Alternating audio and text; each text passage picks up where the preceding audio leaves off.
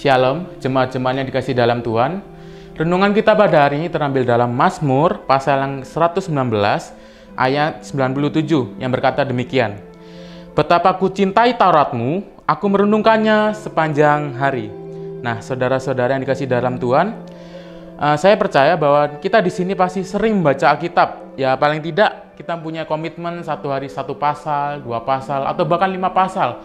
Itu sangat bagus sekali. Namun yang menjadi masalah adalah setiap kita membaca firman, kita masih enggan untuk merenungkannya kembali. Padahal itu sangat penting bagi kita. Dengan berbagai alasan, misal saya tidak punya waktu, aku masih banyak pekerjaan ini dan itu, atau ada yang bilang lagi, ya paling tidak aku sudah baca lah ya 1 pasal, 2 pasal, itu lebih baik daripada saya tidak membaca sama sekali. Nah, itulah yang menjadi faktor masalah utama. Saat kita lihat kisah para rasul 13 ayat 22 di sana bahwa Daud disebut sebagai seorang yang berkenan di hati Tuhan. Di mana alasan yang mendasar bahwa Daud ini adalah orang yang bijaksana dalam menggunakan waktunya. Setiap detik, setiap menit, setiap jam, ia gunakan waktunya untuk merenungkan firman Tuhan. Di ayat 97 dikatakan, sepanjang hari Daud menelaah kata demi kata yang Tuhan tuturkan, sehingga banyaklah pesan pribadi yang ia dapatkan dari Tuhan. Tidak heran juga Daud tidak pernah merasa tawar hati walaupun banyak persoalan yang harus ia hadapin.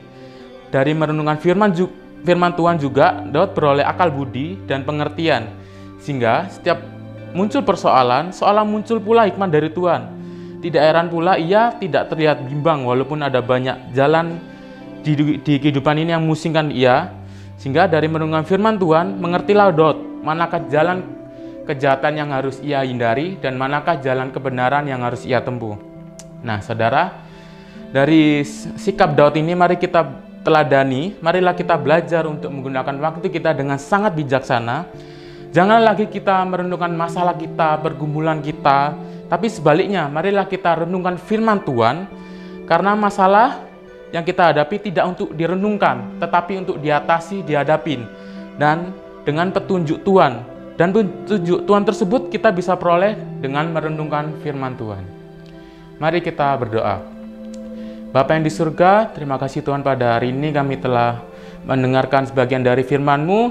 Dan kiranya dengan firman ini kami bisa belajar lebih lagi untuk kami mau lebih lagi komitmen untuk belajar membaca firman-Mu. Dan tidak hanya membaca, tapi kami juga merenungkan firman Tuhan tersebut sehingga kami tahu isi hati apa yang Engkau ingin berikan kepada kami Tuhan.